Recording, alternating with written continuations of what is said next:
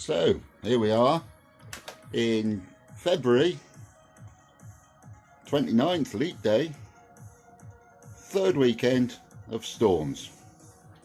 This is Storm Jorge, named by the Spanish Met Office. So I'm in the garage. This is the garage. As you can see, there's the quad. So this week I'm going to be putting some of this back together, mainly so I don't lose parts. Just a quick recap: last week we straightened up the suspension and the steering, put some rust treatment on, got the wheels off. Oh, here's the wheels, cleaning up quite nicely.